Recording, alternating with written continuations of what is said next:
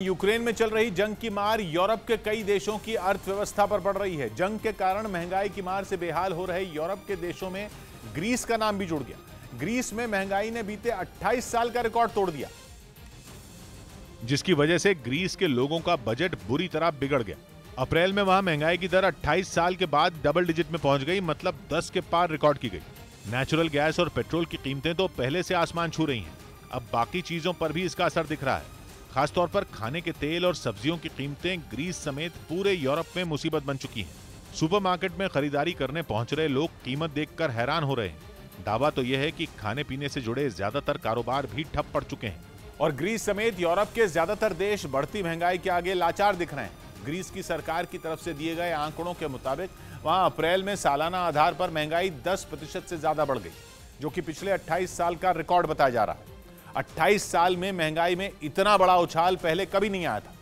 इससे पिछले महीने मतलब मार्च में भी महंगाई वहां के लोगों की कमर तोड़ रही थी। उस वक्त सालाना आधार पर महंगाई 8.9% बताई गई थी और हैरानी की बात यह है कि वो भी 27 साल पुराना रिकॉर्ड टूटा था। यानी 2 महीने से ग्रीस में रिकॉर्ड तोड़ महंगाई है और आगे भी इसके कम होने के आसार नहीं। इस बार के जो आंकड़े हैं वो वहां की सरकार से ज्यादा पब्लिक के होश उड़ाने वाले हैं, क्योंकि जिन चीजों के दाम सबसे ज्यादा बढ़े हैं वो पब्लिक की रोजमर्रा की जरूरतें, जिनके बिना गुजारा मुमकिन ही नहीं। जैसे खाना बनाने का तेल 22% महंगा हो गया, मांस 14% महंगा हो गया, सब्जियां 13% महंगी हो गई। लेकिन यह हालत अकेले ग्रीस की नहीं है, बल्कि पूरे यूरोप में महंगाई ने आग लगा रखी है। यूक्रेन को यूरोप का ब्रेड बास्केट कहा जाता था, क्योंकि यूक्रेन से ही अनाज और खाने पीने का ज्यादातर सामान पहुंचता था। लेकिन उसी ब्रेड बास्केट को बमबारी ने बेहाल कर दिया।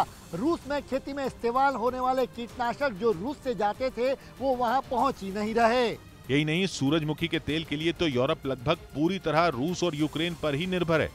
यानी इंपोर्ट आधा हो गया और जो यूरोप में उगाया जा रहा था उसकी लागत कई गुना बढ़ गई। जर्मनी, इटली और स्पेन जैसे बड़े देशों में तो पैनिक बाइंग शुरू हो गई थी, जिसे काबू में करने के लिए कई सुपरमार्केट को सख्ती करनी पड़ी।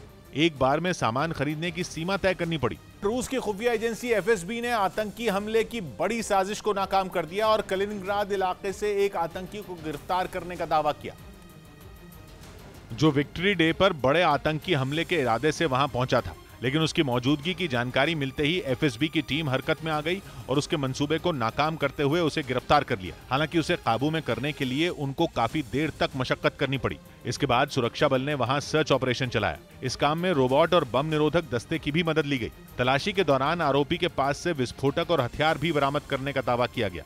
कुछ दिन पहले एक रिपोर्ट आई थी जिसमें आशंका जताई गई थी कि कुछ आतंकी संगठन रूस में हमले की कोशिश में जुटे हैं, जिससे रूस की एफएसबी सतर्क हो गई। हालांकि इस मामले में एफएसबी का दावा है कि हमले को अंजाम देकर आतंकी रूस के खिलाफ जंग में हिस्सा लेने के लिए यूक्रेन भागने वाला था।